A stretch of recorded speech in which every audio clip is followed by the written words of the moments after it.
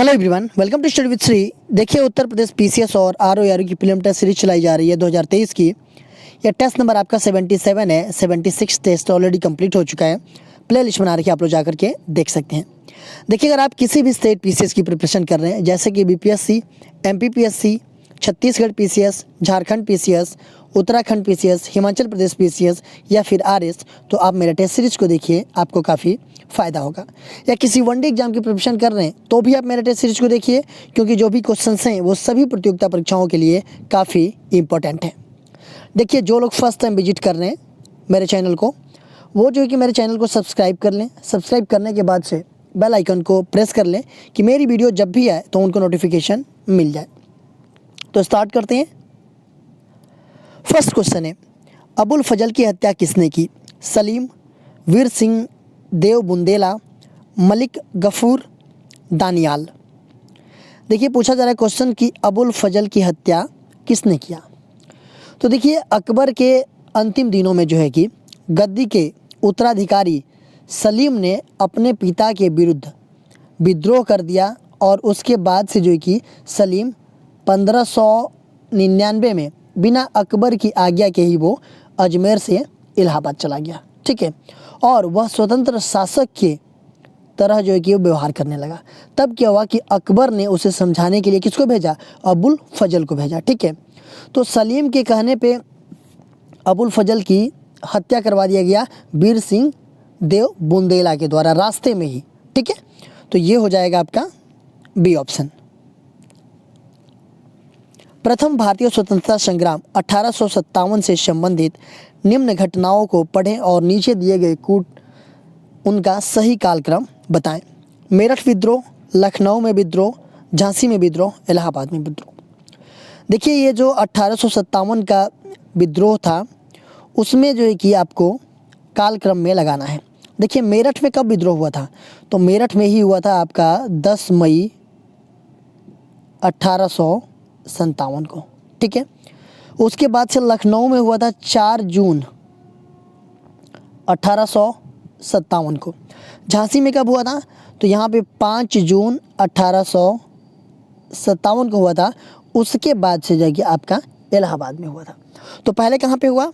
पहले मेरठ में हुआ, उसके बाद लखनऊ में हुआ, उसके बाद झांसी में हुआ, उसके बाद से इलाहाबाद में हुआ। तो ये बिल्कुल सही ऐसे ही हो जाएगा। 1, 2, 3 एंड 4, ए ऑप्शन आपका सही हो जाएगा। निम्नलिखित में से कौन सा सही सुमेलित है? बारबक लेखा, मुशर्रफ गुप्तचर, मुतशर्रिफ शाही कारखाना, बरीद दरबारी शिष्टाचार। इसमें से आपको सही सुमेलित करना है। कौन सा है सही सुमेलित? तो देखिए, अगर हम बात करें बारबक की, ठीक है, तो यह दरबार के शान शौकत और नियमों की देखरेख करता था। ठीक है, तो ये आपका ये भी गलत है कि ये बरबाग जो है कि क्या करता था कि यह दरबार की शान शौकत और नियमों की देखभाल करता था। अगर हम बात करें मुशर्रफ की अगर हम बात करें तो यह राज्य का महालेखाकार होता था और राज्य की आय का नियंत्रण रखता था। मुतशर्रिफ की बात करें हम तो ये जो है कि आपका शाही कारखाना से संबंधित अधिकारी था ये, तो ये सही है आपका। बरीद की अगर हम बात करें तो यह समाचार वाहक था। इसका कार्य शासक को प्रत्येक प्रकार की सूचनाओं को अवगत कराना था। तो ये भी आपका गलत है। पूछा जा रहा है कि सही सुमेलित कौन सा है, तो सही सुमेलित कौन सा है आपका? तो ये सी ऑप्शन। शीत आर्द्र प्रदेशों में अपक्षालन द्वारा बनती है। रेगड़, चरनेजेम, पाटजाल्स, लेटेराइट। देखिए, शीत आर्द्र प्रदेशों में अपक्षालन द्वारा बनती है, तो ये क्या बनती है? तो ये बनती है आपका पटजाल्स। सी ऑप्शन आपका सही है। देखिए, शीत आर्द्र प्रदेश मतलब कि टैंगा प्रदेश में अपक्षालन के द्वारा जो है कि पटजाल्स मिट्टी का निर्माण होता है। निम्नांकित व्यवसायों में से कौन अर्थव्यवस्था से प्राथमिक सेक्टर से संबंधित नहीं है? कृषि, मत्स्य, खनन, परिवहन। पूछा जा रहा है कि जो व्यवसाय दिया गया है उसमें से कौन जो है कि अर्थव्यवस्था के प्राथमिक सेक्टर से संबंधित नहीं है। देखिए, जो इकोनॉमी है उसमें जो है कि 3 प्रकार के सेक्टर हैं। प्रथम सेक्टर, द्वितीय सेक्टर एंड तृतीयक सेक्टर। इसमें पूछा जा रहा है कि इसमें से कौन प्रथम सेक्टर से संबंधित नहीं है? देखिए आपको बताते हैं, प्रथम सेक्टर का मतलब कि जो नेचुरली हम वो करते हैं ना ग्राउंड लेवल से, जैसे मान लीजिए कृषि हो गया, मत्स्य पालन हो गया, या फिर खनन हो गया, ये सब क्या है? ये प्राथमिक सेक्टर है। ठीक है, यहाँ पे परिवहन जो है कि ये क्या है? तो ये आपका तृतीय सेक्टर में आता है।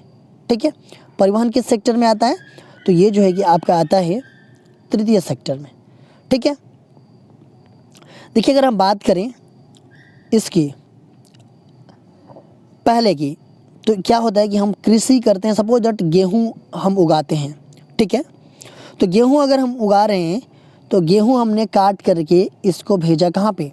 तो गेहूँ हमने उगाया तो ये हो गया प्राथमिक सेक्टर, और इसको भेजा हम कंपनी में, तो कंपनी क्या किया कि उसको आटा बना करके या फिर जैसे भी करके ब्रेड बनाने लगा, तो वो क्या हो गया? वो द्वितीय सेक्टर हो गया। ठीक है, तृतीय सेक्टर मतलब सेवा क्षेत्र हो गया।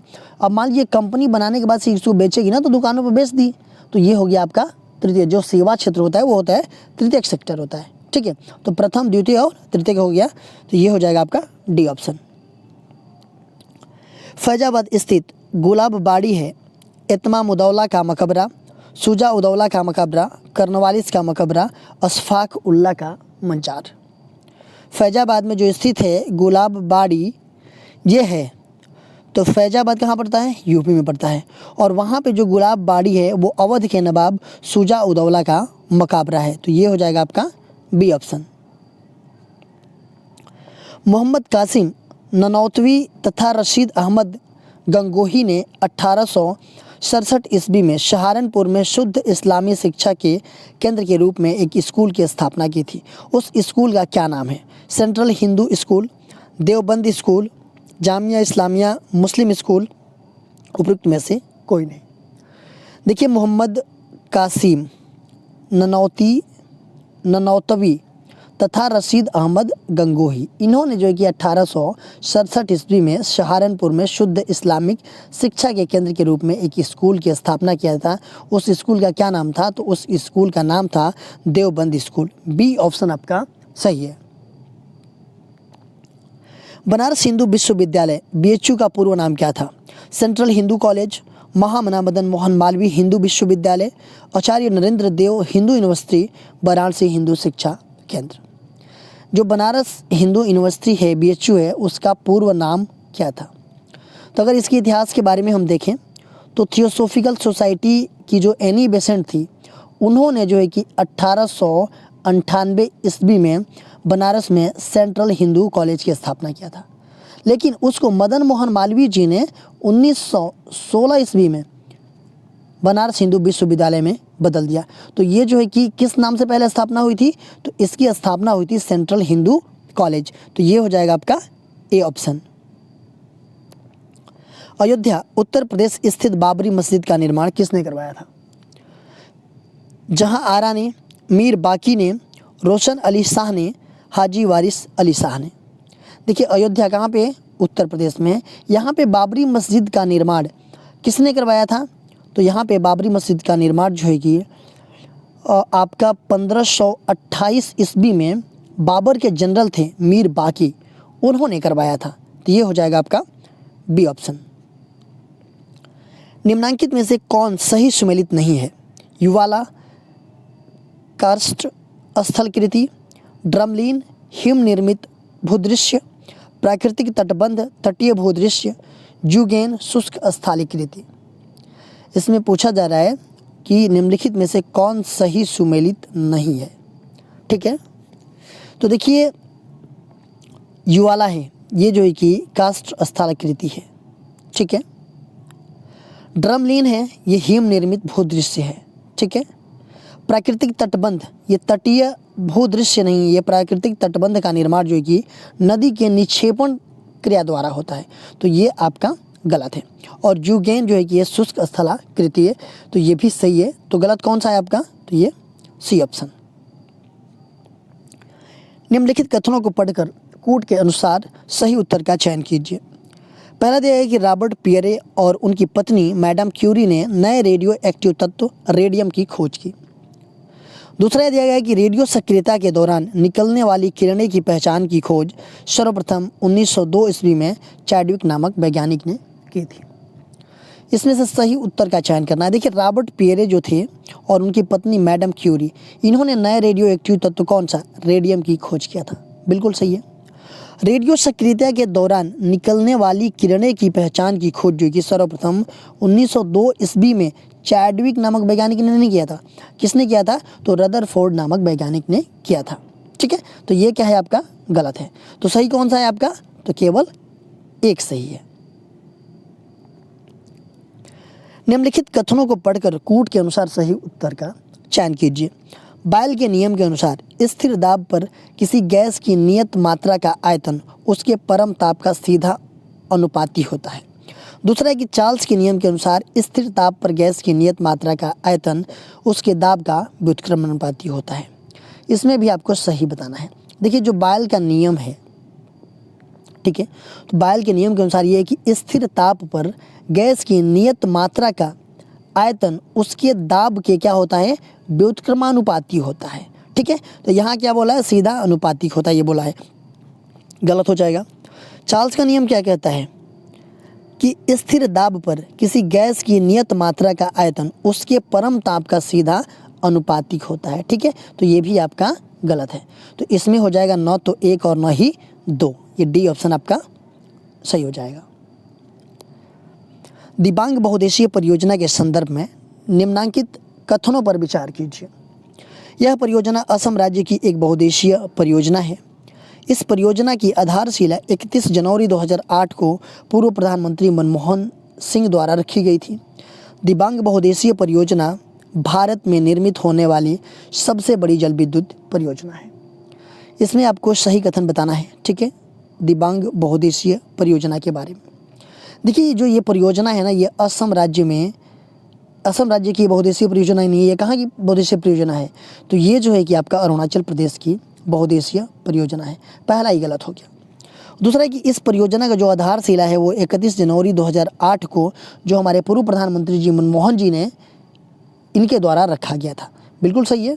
और दिबांग बहुउद्देशीय परियोजना जो है वो भारत में निर्मित होने वाली सबसे बड़ी जल विद्युत परियोजना है। ये भी आपका सही है। देखिए दूसरा सही है और तीसरा सही है, पहला क्या है, गलत है। तो इसमें हो जाएगा केवल 2 और 3, ये बी ऑप्शन हो जाएगा। बांगर के संबंध में निम्नलिखित कथनों को पढ़कर कूट के अनुसार सही उत्तर का चयन कीजिए। यह उत्तरी मैदान की उच्च भूमि है जो पुरानी जलोढ़ मिट्टी से निर्मित है।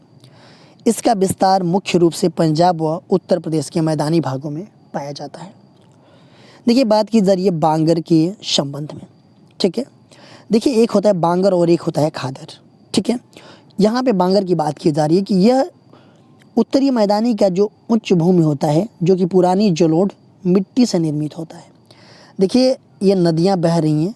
ठीक है, ऐसा होता है कि कुछ ऊंचाई पे भाग होते हैं दोनों तरफ और कुछ नीचे होते हैं। अगर नदी में पानी बढ़ता है या फिर मतलब बाढ़ आती है तो नदी का पानी जो है कि मान लीजिए यहाँ तक आ जाता है। ठीक है, और यहाँ तक आ जाता है। ठीक, जब यहाँ तक आता है तो क्या होगा कि यहाँ पे तो काफ़ी मतलब नदियाँ मिट्टियाँ लाई होंगी, इधर उधर से खाद वगैरह टाइप आता है। तो यहाँ की जो मिट्टियाँ होती है इसमें जो है कि ये बहुत उपजाऊ होती है जहाँ तक मतलब नदियों का पानी चढ़ता है। ठीक है, इसको ही हम बोलते हैं खादर। और जो ऊपर की जो भूमि होती है जहाँ पे नदी का पानी चढ़ता नहीं है उसको हम क्या बोलते हैं, बांगर बोलते हैं। तो वही बात की जा रही है कि यह उत्तरी मैदानी की उच्च भूमि होती है जो पुरानी जलोढ़ मिट्टी से निर्मित होती है। क्योंकि यहाँ पे पानी आया नहीं तो ये तो मतलब पुरानी ही मिट्टी रहेगी, और यहाँ पे पानी आया तो यहाँ पे नई मिट्टी आ जाती है। ठीक है, तो ये आपका सही है। इसका विस्तार मुख्य रूप से कहाँ, पंजाब व उत्तर प्रदेश के मैदानी भागों में पाया जाता है। ये भी सही है और पहला भी सही है। तो ये हो जाएगा आपका 1 और 2 दोनों सही है, ये सी ऑप्शन हो जाएगा। कर्नाटक के पठार के संबंध में निम्नलिखित कथनों को पढ़कर कूट के अनुसार सही उत्तर का चयन कीजिए। कर्नाटक के पठारी क्षेत्र में पश्चिमी घाट में संलग्न पर्वतीय एवं पठारी क्षेत्रों को मलनाड कहते हैं। बाबा बुदान यहाँ का सबसे ऊंचा पर्वतीय क्षेत्र है तथा मुलयानगिरी इसकी सबसे ऊंची चोटी है। कर्नाटक के पठार के संबंध में बात की जा रही है ये। ठीक है। यहाँ पे जो है कि पूछा जा रहा है कि जो कर्नाटक के पठारी क्षेत्र में पश्चिमी घाट से संलग्न जो पर्वतीय एवं पठारी क्षेत्र है उनको हम क्या बोलते हैं, मलनाड बोलते हैं, ठीक है, ये सही है।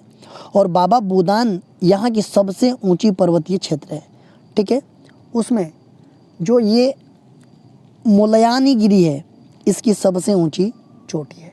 तो देखिए पहला भी सही है और दूसरा भी सही है, तो ये हो जाएगा आपका 1 और 2 दोनों सही है, ठीक है। बंदरगाह एवं उनकी अवस्थिति का गलत युग्म बताइए। तूतीकोरम तमिलनाडु, ममरिगोवा गोवा, पारादीप आंध्र प्रदेश, विशाखापट्टनम आंध्र प्रदेश। देखिए कुछ बंदरगाह दिया गया है और उसकी अवस्थिति दी गई है। तूतीकोरिन ये कहाँ पे है, तो ये है आपका कहाँ पे, तमिलनाडु में। ममरिगोवा ये कहाँ पे है, ये आपका गोवा में है। पारादीप ये कहाँ पे है, तो ये आंध्र प्रदेश नहीं है, ये उड़ीसा में पड़ता है, ठीक है। विशाखापट्टनम ये पड़ता है आपका आंध्र प्रदेश में। तो इसमें से गलत कौन सा है, तो ये सी ऑप्शन है। नर्मदा नदी के संबंध में निम्नलिखित कथनों को पढ़कर कूट के अनुसार सही उत्तर का चयन कीजिए।